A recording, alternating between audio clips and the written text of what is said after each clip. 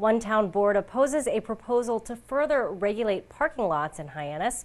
The cost of a transfer station sticker could be on the rise, and the Barnstable Police Department will have a few new sergeants. We have details on this episode of Barnstable Today. It's Tuesday, February 23rd, 2016. I'm Sarah Mantle.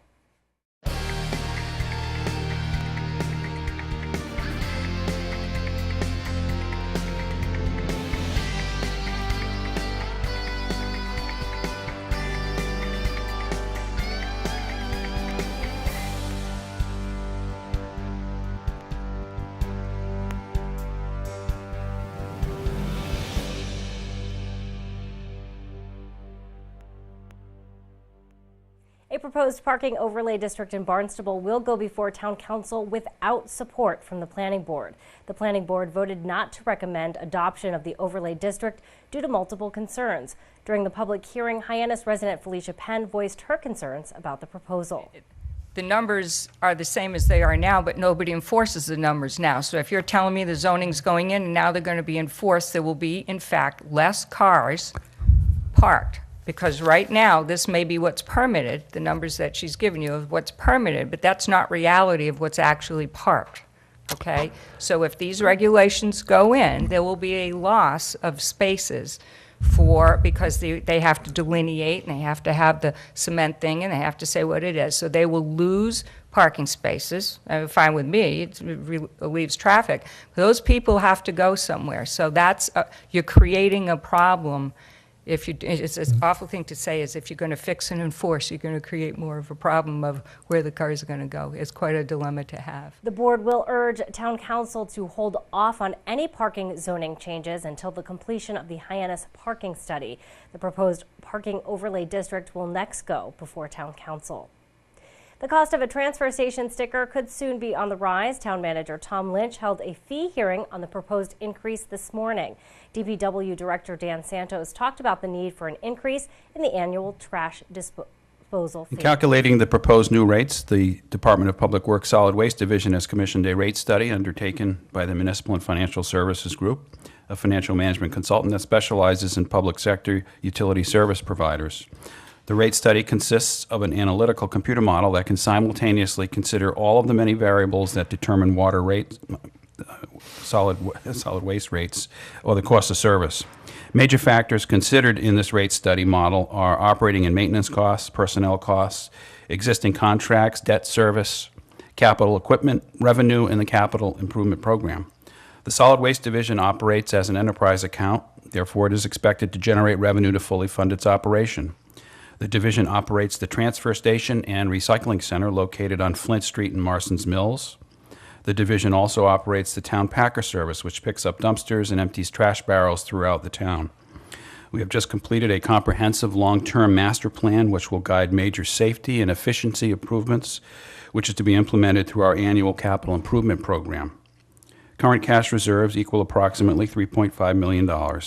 Cash reserves are maintained to cover 6 months of operating expenses, emergencies, fund capital improvement projects, debt service, and fee mitigation. Cash reserves were utilized in fiscal year 16 to lessen the impact of a recent 300% increase in the cost of municipal solid waste disposal. This year's rate increase is another step toward funding the enormous cost increase for disposal. Proposed capital improvement projects for FY17 include Phase 1 of the site redevelopment project, replacement of 2 vehicles, and replacement of a number of compactor units and large containers. The schedule of rates is available here at the meeting as well as on the town website and at the transfer station office on Flint Street in Marston's Mills. The proposal would increase the cost of a transfer station sticker from $210 to $240 a year. While there may be some new regulations at Sandy Neck Beach, the proposed changes are intended to improve public safety. Sandy Neck Beach Park Manager Nina Coleman talked about the changes during a public hearing that was held this morning. First, we're suggesting a change in the off-road vehicle curfew by creating an in-season and off-season hours of operation, which is a bit of a change. So in-season would be April 1st through October 31st. Which would be the 11 p.m. curfew off the beach for off-road vehicles. And then the off-season would be November 1st through March 31st. and we're recommending a 4 p.m. curfew for those off-season hours. The regulation changes are suggesting requiring a campfire permit for the public beach, which is something we did under the fee hearings earlier this year. We're suggesting a banning of campfires in the off-season for safety reasons. The prohibition of the use of generators from 10 p.m. to 8 a.m. because of the nuisance from the sound, and also potential CO emission concerns. We're suggesting allowing a mid-size spare tire. We tried that on the beach. It did run the beach just fine. And that would be a change under the minimum equipment requirements. We were requiring campers to have installed carbon monoxide detector, again for safety. We have clarification language that the off-road permit does not provide parking privileges during business hours. And finally, again for safety, we're requiring horseback riders to wear a safety helmet. Town Manager Tom Lynch will now take the regulation changes and proposed fee increases under consideration. Lynch says he expects to make a decision on those changes in the very near future. 5 members of the Barnstable Police Department will soon be promoted. To find out more, Barnstable This Morning host Sarah Colvin talked with Police Chief Paul McDonald. First, I want to talk a little bit about some employee things.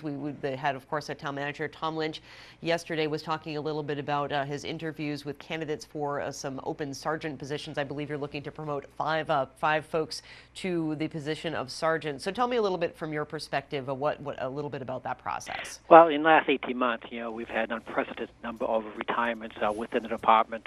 And as you know, we've hired 2 deputy chiefs. We've replaced half of the lieutenants a couple of months ago, and now replacing a third of the sergeants. We're appointing 5 new sergeants. They'll be sworn in next Wednesday at 10 o'clock in the morning here, and everyone's welcome to come. I know all their families will be here, but this is a great transition for the police department. The police department is transforming from a relatively older police department to a very young police department, and this is a huge step forward. With these new sergeants, they're going to bring a lot more new energy and a bunch of new ideas coming forward. So we're looking forward to having them on board. Absolutely, and Chief, it's so great to see, as we talk on the big picture of how difficult it is for young people to live here on Cape Cod and to raise a family. I've been so encouraged when I go over to the police department to see these promotion ceremonies and see the young folks who are working in the police department and raising families here on Cape Cod and really having jobs that will keep them here on Cape Cod is a wonderful thing. That's very important to us. We just hired, we talked a couple of weeks ago, we hired 10 new police officers, and we're trying to get them into the academy in April, and all 10 of those new officers, they all live here, and they live here in Barnstable. Their family lives here. They're with the Barnstable High School, and this is very important to us. We found that officers who grew up in the community, their families here, they have a stake in the community. It makes a huge difference, and always when we promote, we always promote from within. We never go outside the department. So, Chief, 5 new sergeants are going to be sworn in next week. How many candidates did you interview for those open positions? There's a civil service process that we have to abide by. We open it up. Any patrolman who has at least a year on the job is eligible to take the test. I don't have the exact number of candidates who start taking the test, but I'm sure it's up to about 20 individual officers. Once they take the test, it's pared down, those who pass, those who did not pass, and then it finally goes to the oral boards. It goes to background investigation. It goes to a meeting with the chief and deputy chiefs, and the final pair, final 6 we brought before the town manager, which was last Wednesday. Then he makes the final decision. He is the appointing authority. We only make our recommendations to the town manager, and then he makes the final appointment. So he made out of the last 6, he appointed 5 of them. Great. And the role of sergeant, is that different for each one, or is there kind of an overarching different role that these new folks will take on? Well, right now there are many different assignments. Jen Ellis right now, she's in CIU unit, so she will be appointed sergeant. Hopefully she will take over that unit. One officer is a detective assigned to DEA task force. He'll be finishing up his caseload, and he'll move back to patrol. Eventually, all 5 of these positions will be patrol sergeants. And you can hear from Chief McDonald every Tuesday morning during our hour-long news program, Barnstable This Morning. The program airs weekdays at 8 a.m. On tomorrow's show, we will chat with the Executive Director of the Cape and Islands Workforce Investment Board, David Augustino. We'll also chat with Finance Director Mark Milne, plus we'll have all the news and information you need. For Barnstable Today, I'm Sarah Mannel.